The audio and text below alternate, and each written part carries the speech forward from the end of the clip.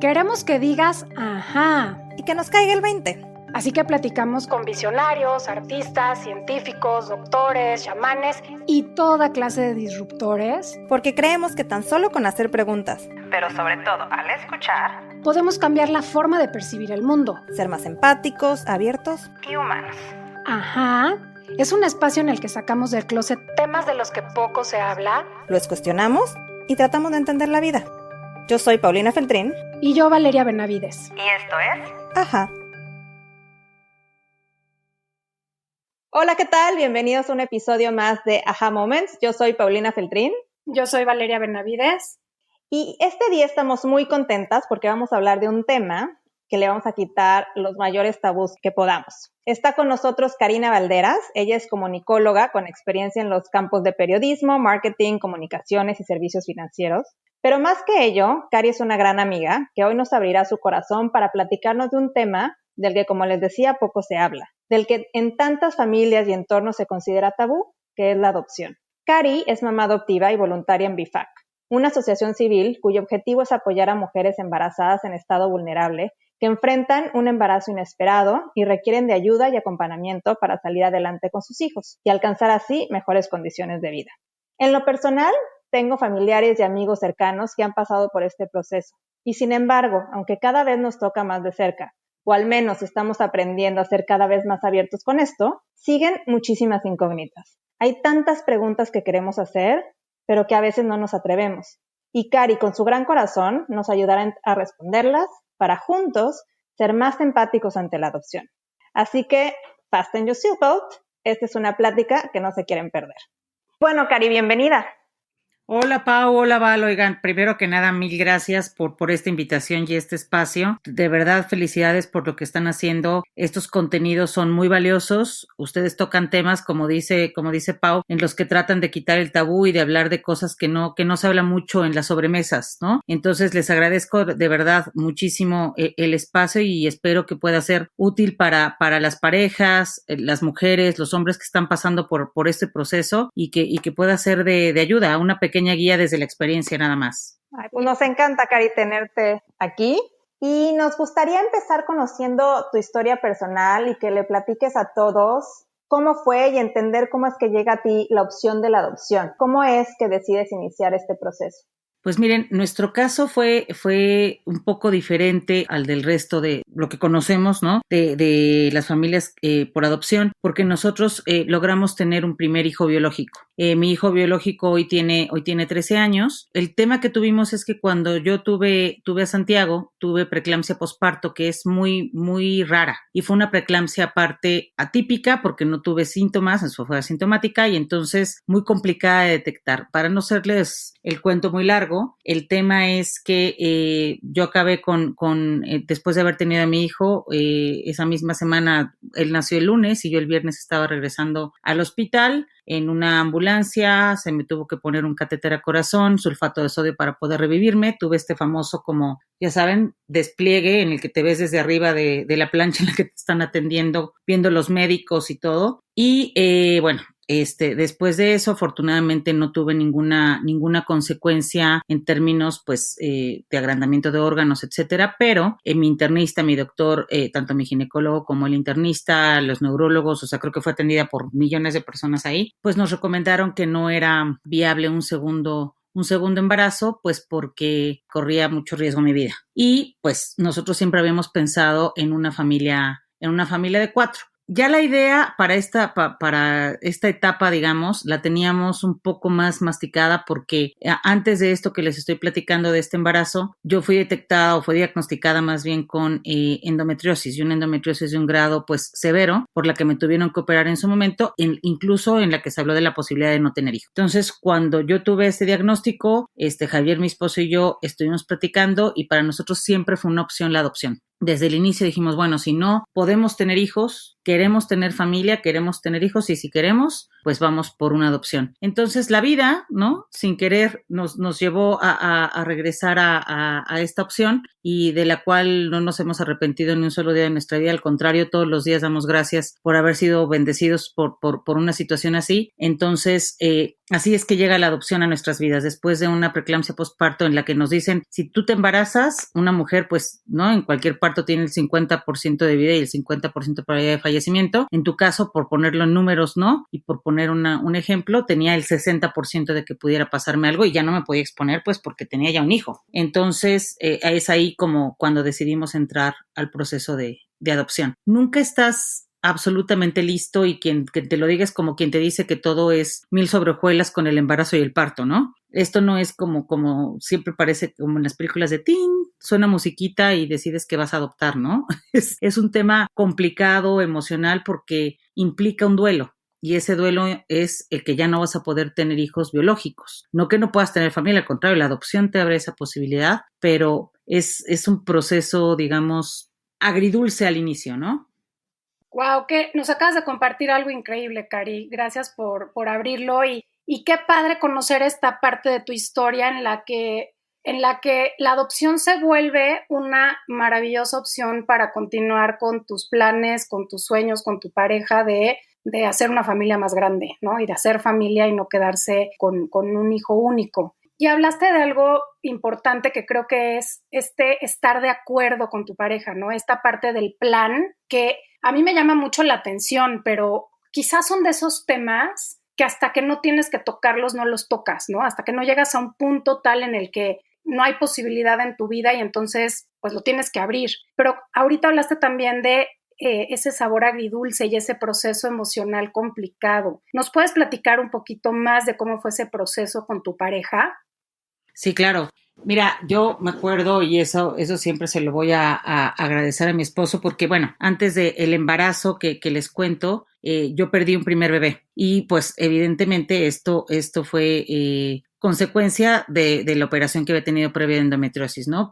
Después de una operación como la que tuve, podía ser o estaba más sujeta, digamos, a tener algunos abortos en caso de que me pudiera embarazar. Entonces, con el primer bebé que perdí, que fue súper doloroso porque fue una noche, sin que me diera cuenta, ¿saben? O sea, como la típica imagen de un embarazo que no llega a término, hagan de cuenta tal cual fue la mía. Esto fue en la madrugada, cuando regresamos del doctor, pues yo en una depresión fatal, se sienta mi esposo conmigo en la cama y me dice, yo me casé contigo no para tener hijos. Tener hijos es como la máxima felicidad que podemos tener en la vida, pero tú eres mi pareja y yo con quien quiero hacer una familia es contigo.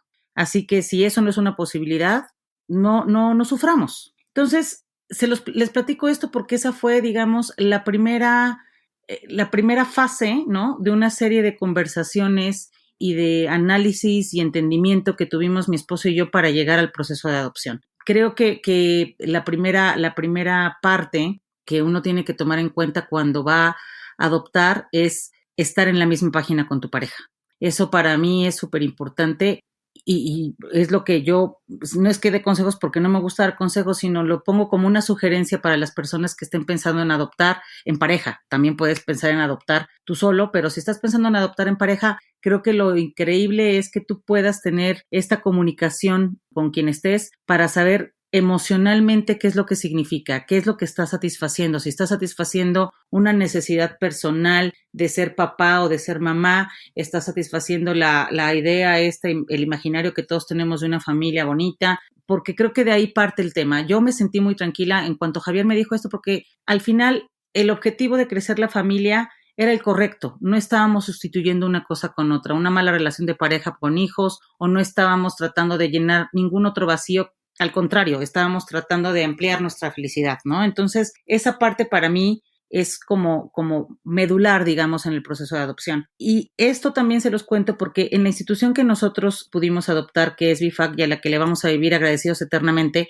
este fue el proceso por el que nos pasaron, ¿no? Lo primero que nos dijeron es, ¿en qué términos estás con tu pareja? ¿Cómo es que decidieron llegar a este proceso? En el curso, ellos te dan un curso, que ahorita si quieren platicamos de eso, que son muy largos, etcétera, y ya después entiendes por qué, pero en una parte del curso hacen un ejercicio increíble que es de espejo. en el que cada uno dijimos las razones por las que estábamos llegando a la adopción y nos dimos cuenta que estábamos alineados, que estábamos con la misma idea, que teníamos los mismos miedos, las mismas angustias, las mismas ilusiones, ¿no? Y que si por alguna razón no lográbamos terminar el proceso o no estábamos calificados para tener una adopción, pues tampoco iba a pasar nada, ¿no? Teníamos una relación fortalecida y una relación fuerte en la que podíamos hacerle frente a otras cosas y nuestra manera de hacer familia iba a ser diferente. Pero el proceso con la pareja sí tiene, en nuestro caso, gracias a Dios, fue como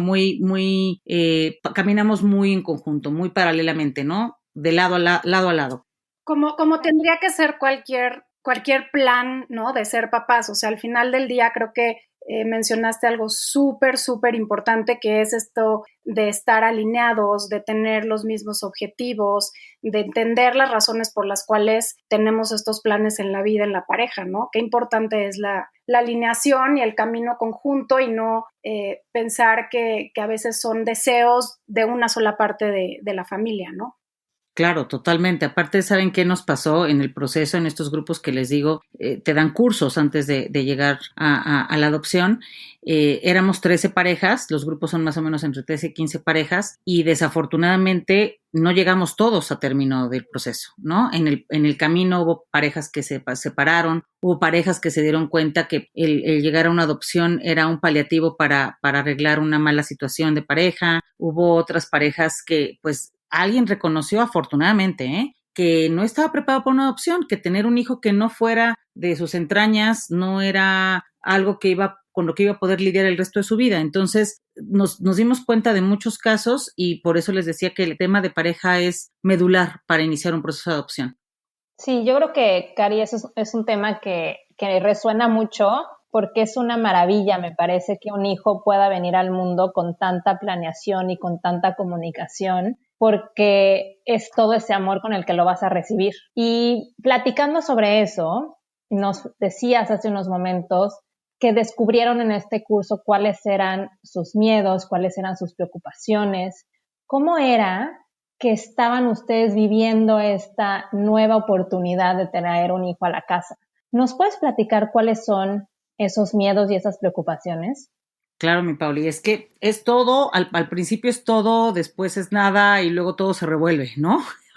O sea, al inicio saben que teníamos desde los miedos de la familia, ¿eh? Y miren que nosotros felizmente contamos de ambos lados con familias bastante abiertas y muy solidarias, pero de entrada era el tema de la comunicación a la familia. Lo primero que nosotros hicimos fue comunicarle a la familia que íbamos a entrar en este proceso y sorprendentemente, sí, la mayoría apoyó, pero también hubo en el camino algún par de familiares que nos decían qué bárbaros, en qué están pensando, no es tu sangre, no saben de dónde viene, cuál será el antecedente. Entonces, al final, esos comentarios que uno piensa que se te resbalan absolutamente, ¿no? En la noche cuando te vas a la cama dices, caray, si tiene razón. Y si este chiquito, esta chiquita que venga a nuestra vida tiene algún problema, tiene algún rollo emocional o mental que vaya a afectar lo que ya tenemos. De entrada, el primer miedo que hay que reconocer, y a nosotros nos ayudó mucho, se los digo ahora, pero nos costó años, es el tema de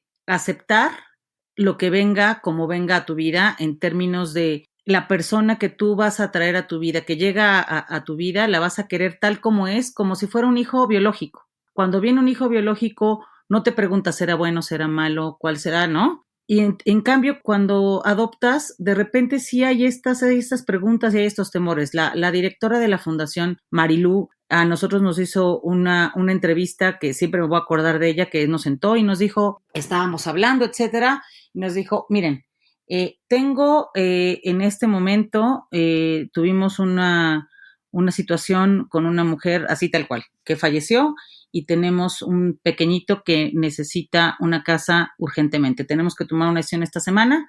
Quiero saber si ustedes estarían dispuestos a acelerar el proceso de adopción y cerrarlo básicamente en esta semana, ¿no? Primero plop, porque decíamos, ¿cómo? Nos habían dicho que era de 1 a 2 años, ¿de qué estamos hablando, no? Entonces, inmediatamente Javier dijimos sí. Y nos dice, bueno, este chiquito tiene un problema con labio leporino, hay que operarlo, y tiene un tema con el estómago y nos cuenta otra operación. Entonces ya Javier y yo estábamos impactados, pero no decíamos nada, no decíamos que no, ¿no? Nada más nos agarrábamos de la mano y decíamos, pues ya estamos aquí. Y Marilu, ya después de que nos hace todas estas preguntas, se ríe y nos dice, a ver, no pueden hacer eso, no pueden aceptar de entrada que no tienen miedo.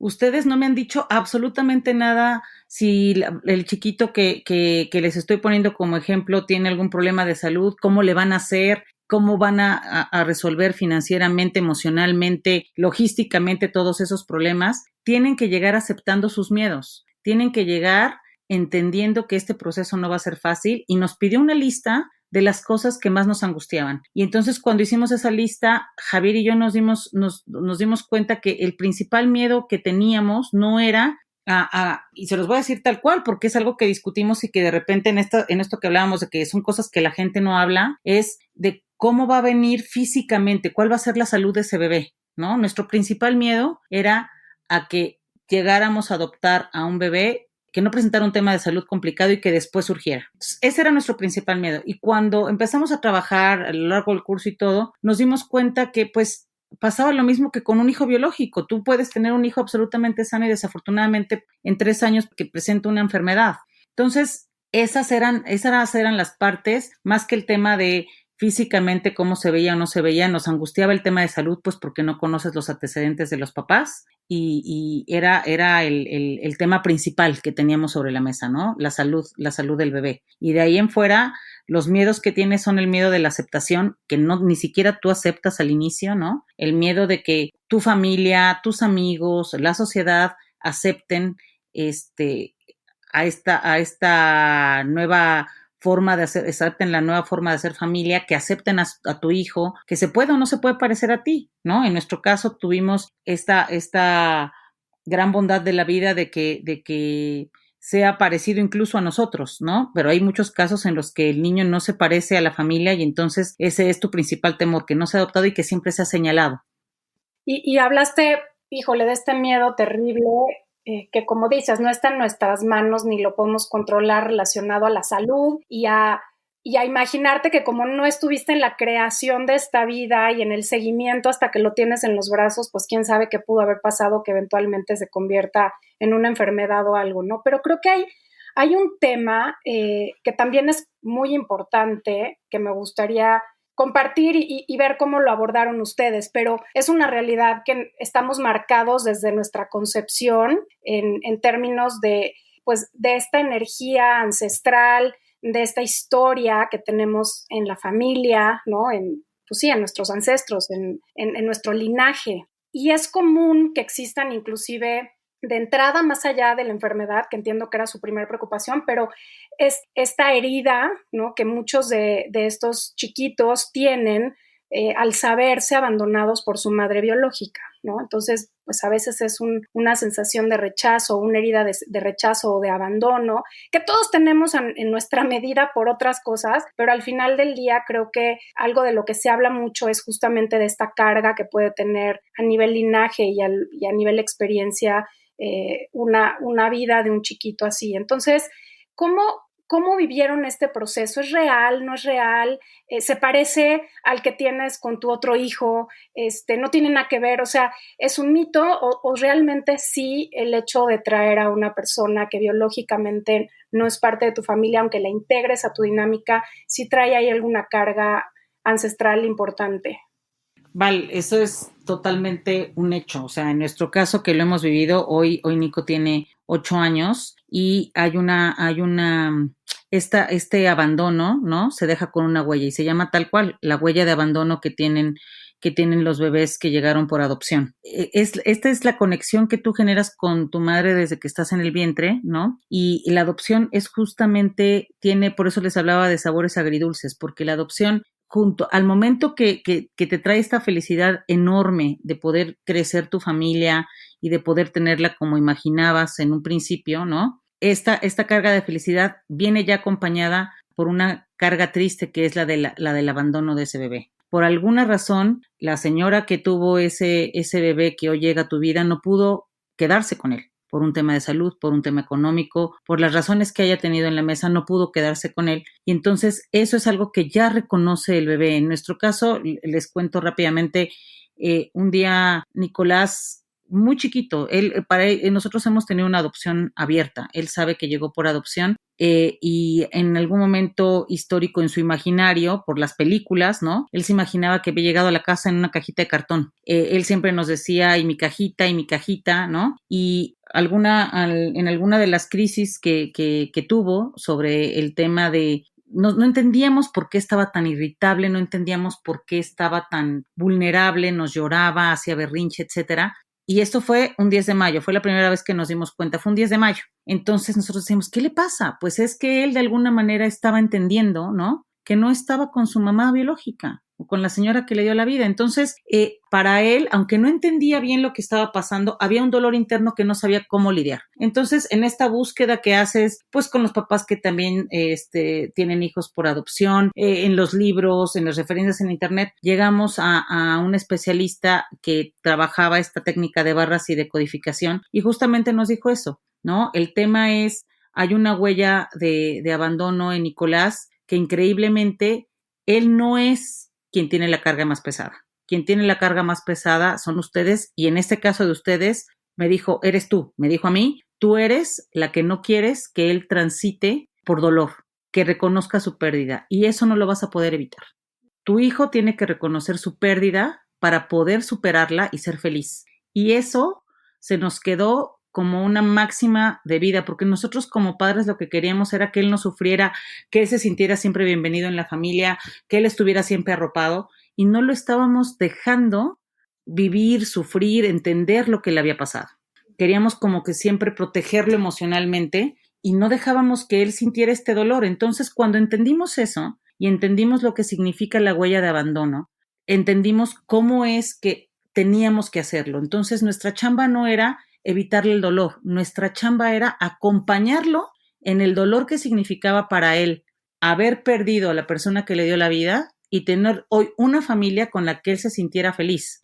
Y esta huella de abandono y esta huella, como dices tú, desde inicio, ¿no? Es la misma que traemos todos, es la famosa conexión que tenemos con nuestra madre, con nuestro padre, pero sobre todo con nuestra madre, ¿no? Y que veo totalmente diferenciadas, ¿no? Entre mis hijos, porque Santiago, el más grande, no sufre, no tiene estos conflictos de saber quién es, porque él sabe que vino de mi vientre. En cambio, Nicolás, para él es mucho más complicado porque él dice, bueno, yo quiero a esta señora que está padre, ¿no? Me cae bien, a veces me cae mal, pero pues regularmente me cae bien, pero hubo otra persona que por alguna razón no está conmigo. Y hoy siento que no fui suficiente o que soy malo. Nicolás en algún momento histórico nos llegó a hablar de, es que yo no soy tan bueno, yo no valgo, porque hay una idea por ahí que se queda, ¿no? Que es increíble verla cómo lo elaboran, porque son chiquitos, muy pequeñitos, que de repente te dicen unas frases y te dicen unas cosas que dices, wow, o sea, ¿cómo está él entendiendo todo esto, no? Entonces, sin duda, hay una huella de abandono, existe esa huella de abandono, por lo menos en nuestro caso, no puedo generalizar, pero por lo menos lo que nos ha tocado vivir a nosotros, hemos sido testigos de que está ahí y que la chamba que uno tiene que hacer como padre adoptivo no es tratar de borrarla, es tratar de entender que está ahí y tratar de acompañar a los hijos para que superen ese dolor. Ay, mi Cari, te escucho y hasta se me quiebra la voz de verdad de escuchar estas historias y que lo compartas de esta manera tan honesta, porque creo que ese es el miedo de cualquier mamá. Sin duda tiene un protagonismo más amplio cuando son niños que llegan por adopción. Y existe este miedo y esta necesidad a veces en los padres de ser como la mamá helicóptero, ¿no? Que los está cuidando todo el tiempo y no nos damos cuenta que a veces esa sobreprotección puede generar más un daño, ¿no? Y esto me lleva un poco a preguntarte, ¿cómo es que se abre el tema, ¿no? Evidentemente tú lo has hecho con Nicolás y con la familia y con tu círculo en la escuela y demás, pero a mí me parece que a veces se vive este proceso. Luego el niño es chiquito y luego pasan unos años en los que ya se volvió parte de la vida de todos, entonces no se toca el tema. Y de pronto tu hijo tiene 5 o 6 años o no sé la edad que sea y es importante volver a retomar el tema. ¿Es así? ¿Hay que recordarlo? ¿Hay que tocarlo en las escuelas? ¿Cómo lo abordamos, Cari? Tal cual, mi Pau. O sea, el tema es que a nosotros, digo, me quiero regresar tantito al tema de la importancia que significa prepararte para un proceso de adopción. Nosotros no lo entendíamos y sobre todo cuando estás buscando crecer tu familia o hacer una familia con hijos, tienes esta ansiedad y este rollo de decir, quiero que pase todo muy rápido, ¿no? Entonces, y no entiendes la importancia de prepararte y de tomar cursos y de entender.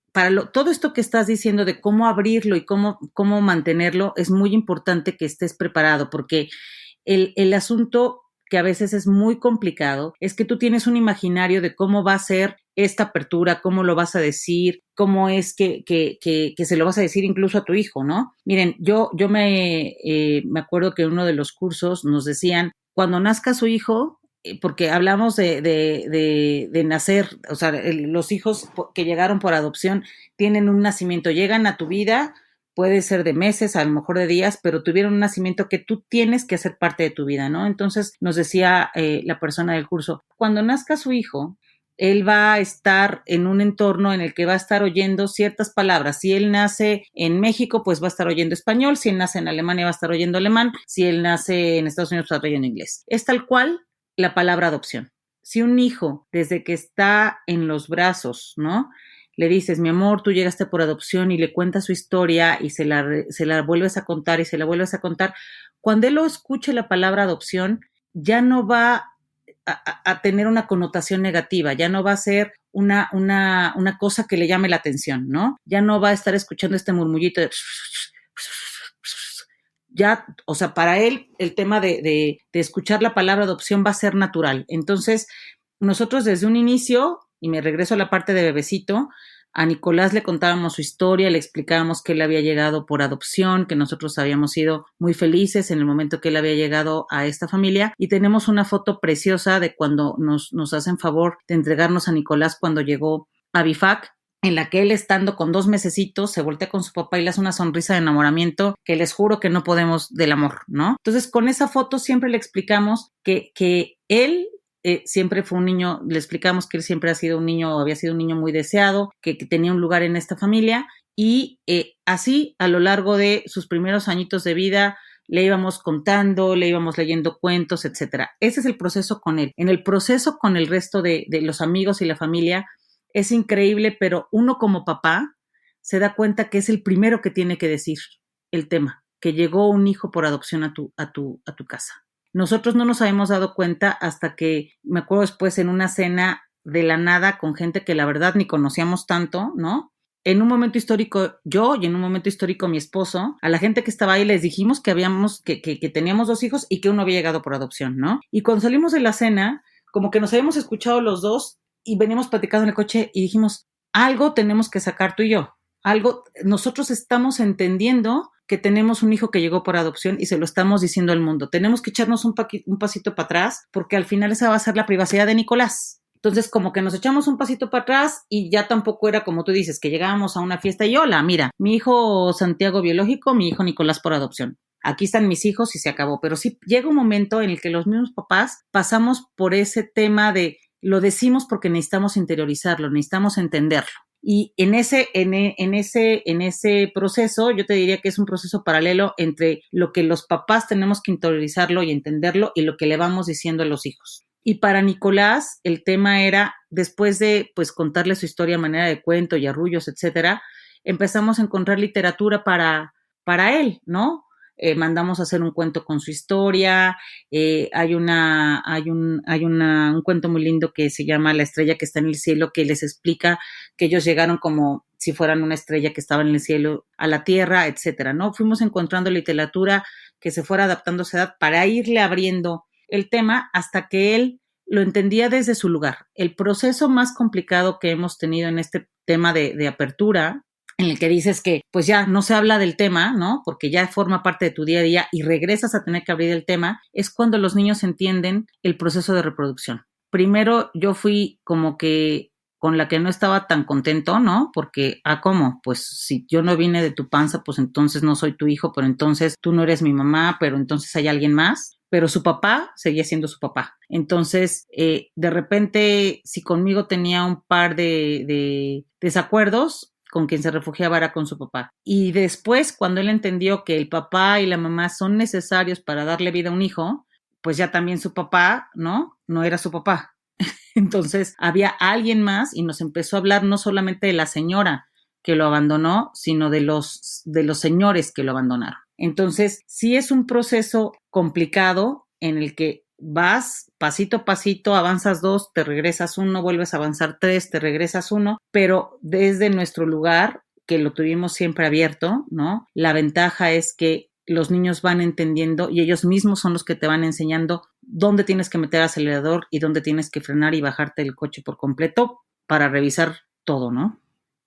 Oye, Cari, y es increíble, te escucho y como mamá pienso en este gran trabajo que hay que hacer para crecer familia y para tener un hijo en adopción en términos de preparación. O sea, nos has hablado a lo largo de toda esta conversación de lo importante que es, más allá del proceso interno y del proceso con la pareja o con la persona con quien decidamos hacer, llevar a cabo este proceso, todo lo que hay que prepararse para esto, ¿no? Es como tener What to Expect, ¿no? El famoso libro pero en historia 2 con tu segundo hijo. Entonces, qué importante la preparación justamente para no entrar en las dudas de nuestras capacidades como mamá ante un reto cuando te cuestionan el por qué no su mamá los tiene, su mamá biológica los aceptó. Y me encantaría, nos has hablado de muchísimos retos, pero me encantaría que nos dijeras cuál ha sido el reto más grande hasta ahorita que hayas vivido en este proceso. Qué buena pregunta, Val, qué buena pregunta. Híjole, yo te diría que el reto más grande para el que piensas que estás preparada, pero es una mentira porque nunca estás preparada para eso, es para enfrentar la pregunta.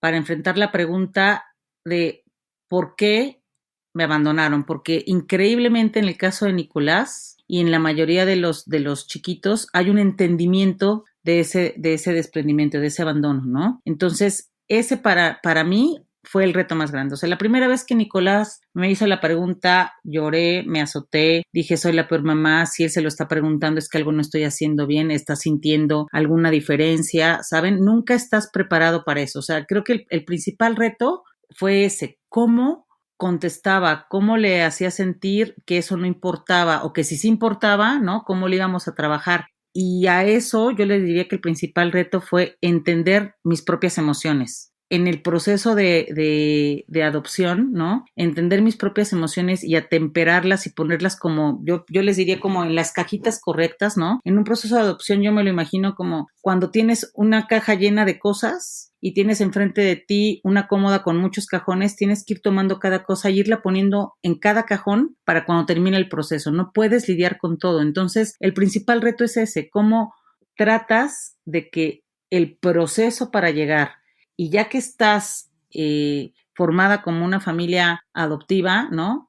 Te mantengas centrada, te mantengas clara de las cosas que tienen importancia, de las que no, pues entender cómo es que puedes dar lo mejor de ti y no frustrarte en el camino, ¿no? Y no frustrarte en el sentido de se vale regresar y decir, híjole, no lo hice bien, se vale no hacerlo bien, se vale reconocer errores, se vale volver a repetir cursos, información, se vale llamarle a una amiga y llorar, se vale llamarle a una amiga y reír, reconocer que no eres tan super mamá, porque a veces te da este síndrome, te da este síndrome cuando eres mamá por adopción, que platicábamos con algunas amigas que son también mamá por adopción, te da este síndrome de ser la supermamá. Tengo que hacerle todas las actividades, el mundo tiene que ser el más feliz o tienen que ser los más felices, esto tiene que ser solamente miel sobre hojuelas y la película perfecta.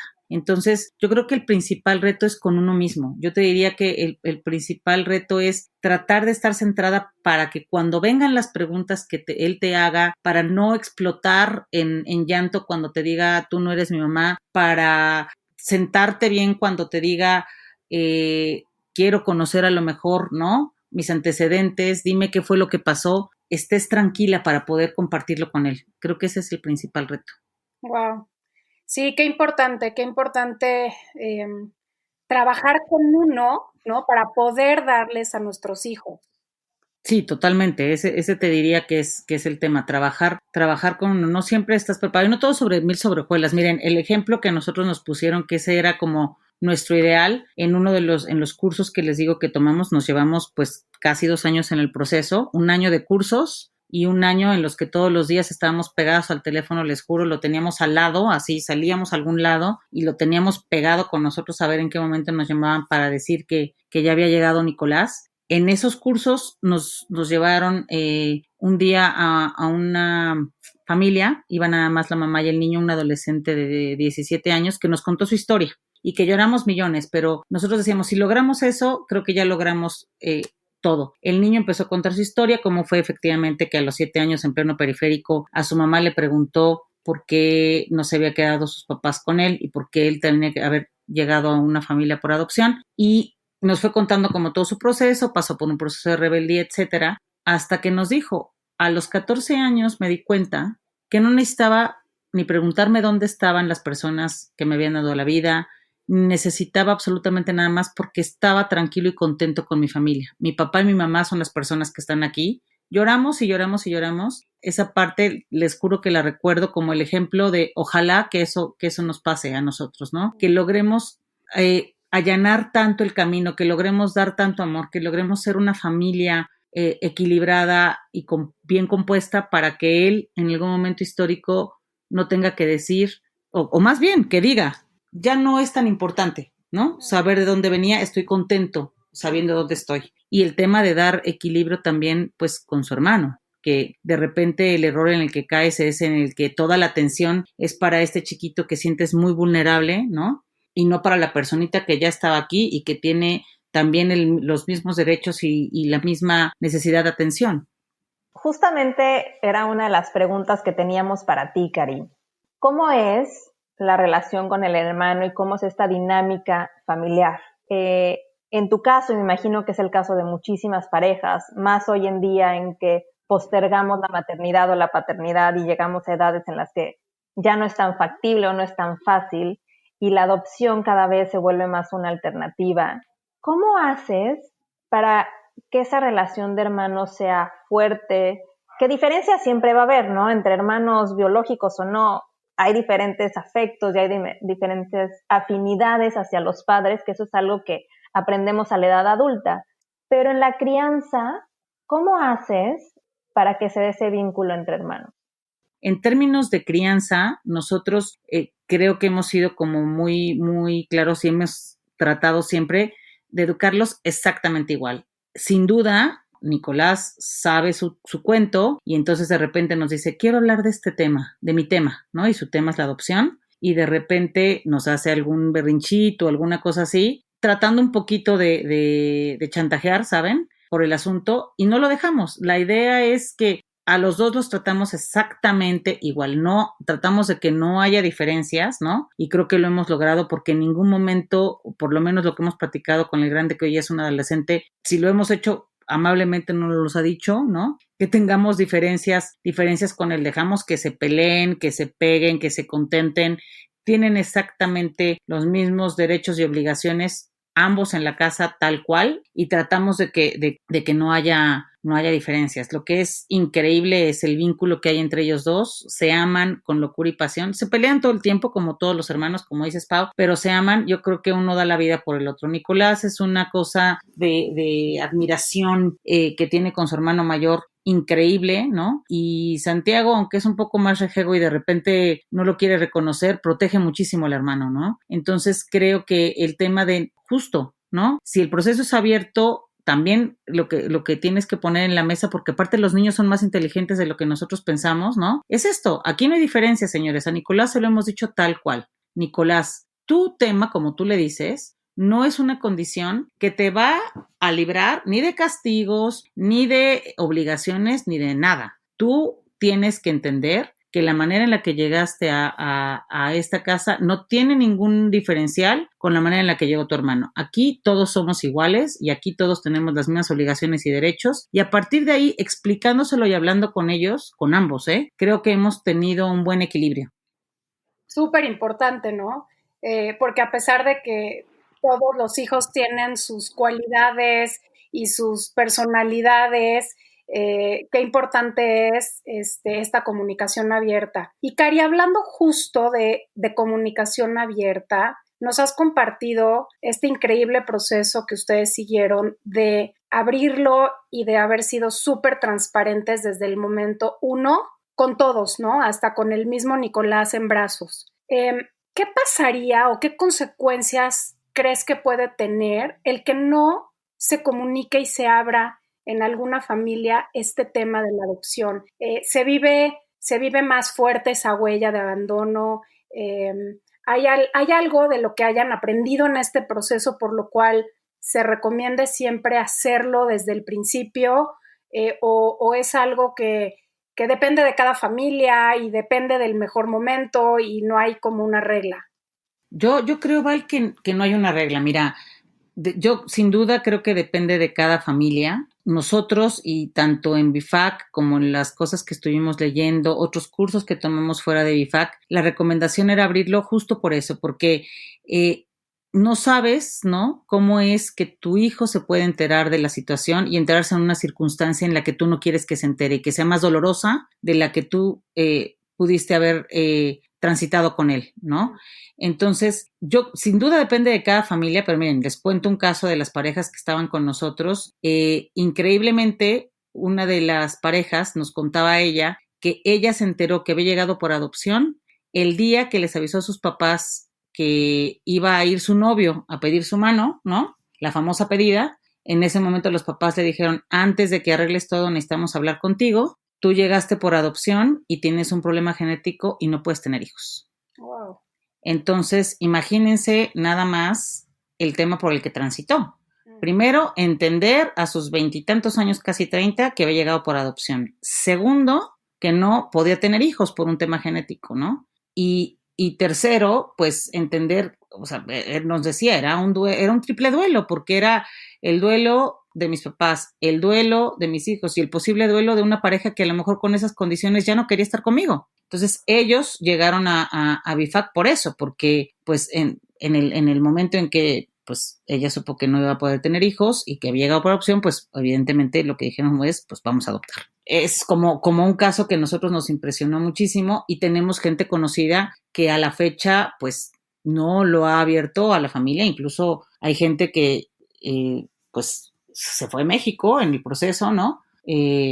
Para evitar que la familia y los amigos supieran, ¿no? Y es un tema que sí, depende de cada familia. Nosotros decidimos adoptar la modalidad abierta, por llamarlo de alguna forma, porque queríamos ser absolutamente honestos con él, ¿no? Para que él pudiera tomar sus propias decisiones también en el futuro. Nosotros, como dicen la famosa frase de las abuelitas, los hijos están prestados, ¿no? Él va a tener derecho a decidir cuando tenga las herramientas y cuando tenga la edad, qué es lo que quiere hacer con la información que tengamos a mano. Él va a tomar sus propias decisiones y nosotros estamos súper conscientes de que si él quiere que lo acompañemos en un proceso diferente al que nosotros ponemos en la mesa hoy, pues lo haremos, seguramente porque lo que nos importa es su felicidad, ¿no? Entonces, en ese sentido, yo creo que el tema de tener la adopción abierta es muy sano porque entonces justamente cumples este famoso dicho que el hecho mata rumor, ¿no? Evitas en la medida de lo posible que lastimen a tu hijo o a tus hijos, porque pues en la escuela, miren, o sea, a nosotros nos pasaron cosas tan irreales en este siglo y en esta época, como llegar un día a la escuela con ya saben, el carrito de la cuna y esto, ¿no? Y lo traíamos la cunita, la carriola, perdón, con una cobijita, ¿no? Llegamos a un festival del niño mayor. Y se acercó una mamá, les juro, no es broma. A ver, quiero verlo, ya llegó, qué increíble. ¿Es blanquito o morenito? De verdad. Tal cual, en pleno siglo XXI, ¿no? Con personas que entendemos que han recibido cierta educación, ¿no? Entonces, o sea, desde esos comentarios que, pues, a él le importaban nada porque aparte era recién nacido, hasta comentarios en el colegio, como un día llegó el chofer que de la escuela y me pidió hablar conmigo y me dijo, señora, tengo que contarle que en el camión tuvimos un incidente, unos niños de primaria se acercaron con Nicolás y le empezaron a decir, llegaste eres adoptado. Y Nicolás volteó y les dijo, sí, ¿por? Entonces, el tema es, evidentemente los niños de primaria sabían por Santiago, porque Santiago también en su proceso, lo que les decía hace rato de interiorización, a todo mundo le contaba. Entonces, y los niños que venían en el camión con Nicolás, pues pensaron que lo iban a molestar diciéndole que era adoptado. Entonces se volteó y dijo, sí, ¿por qué? O sea, no se le hizo ni una ofensa, ni se le hizo raro, ni nada. Miren, es como, ¿no? Afortunadamente este tema y la cultura de la adopción en México ha evolucionado, pero acuérdense de lo que nosotros veíamos antes, hasta había musiquita especial en las telenovelas de eres adoptado, tun, tun, tun, tun, ¿no? O sea, antes los niños incluso no tenían lo que llaman el derecho de herencia, ¿no? Los hijos que llegaban por adopción solamente eran hijos de sus padres y de sus madres, pero no tenían vínculos familiares ni con los hermanos, ni con los tíos, ni con los abuelos. Entonces, parte de la cultura y de la evolución de la cultura de adopción en México me parece que tiene que ser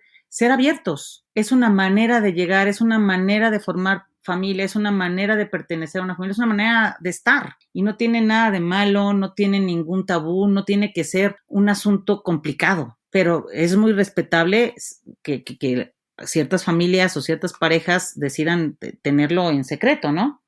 Claro, yo creo que hablas de un tema que hemos abordado mucho en Ajá, que es quitar todas estas capas, como estar pelando una cebolla. Entre más claridad tengamos y entre más abierta y honestamente toquemos los temas, podemos ser más empáticos y podemos quitar toda esta telaraña que a veces nada más nos impide tener relaciones humanas mucho más sanas y más armónicas. Cari, así que te agradecemos muchísimo y estamos ya terminando, pero antes de irnos nos encantaría si nos puedes comentar cuál ha sido un aha moment.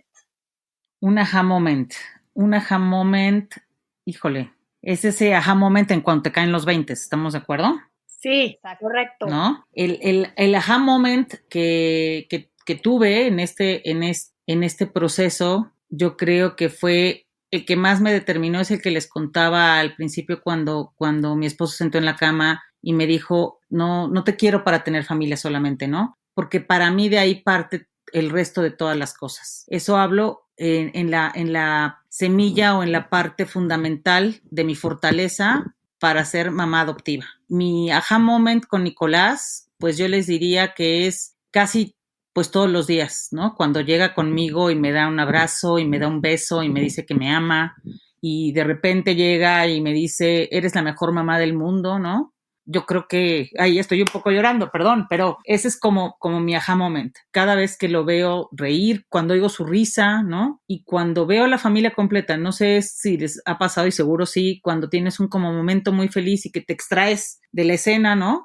Para ver como el movimiento de los demás. De repente me ha pasado eso con Nico y Javier y yo nos hemos descubierto viéndolo así, ¿no? Cuando lo vemos correr y ríe, cuando está jugando con su hermano, ¿no? Pensamos en que la vida nos ha dado una gran bendición y puedes creer en lo que sea, en Dios, en Alá, en Buda, en lo que tú quieras, pero yo creo que es luz lo que un niño por adopción trae a tu vida. Siempre pensamos en que hay gente que nos decía al principio, ay, qué bonita labor hacen. No se trata de labor, se trata al contrario, ellos son los que nos dan a nosotros, ¿no? No nosotros a ellos. Esto no es, o sea, adoptar no es una labor altruista, adoptar es una tarea, pero aparte cuando recibes un hijo en tu casa es una bendición, es luz, es algo que completa tu vida, tu día, ¿no? Ese es como mi aha moment. Mi aha moment es verlo sonreír. Muchísimas gracias por escucharnos. Espero que este capítulo te haya resonado, hayas tenido un aha moment y si crees que le puede servir a alguien, conoces a una persona que está en proceso de ser papá o mamá adoptiva o crees que le puede funcionar, por favor compártelo y ayúdanos a llegar a más personas. Y si quieres saber más sobre otros episodios, otros invitados y los temas que hemos abordado, nos puedes seguir en Instagram y en Facebook como aja.mx. Así que nos vemos pronto en otro episodio más de Ajá. Yo soy Paulina Feltrín. Yo soy Valeria Benavides. Y esto es Ajá.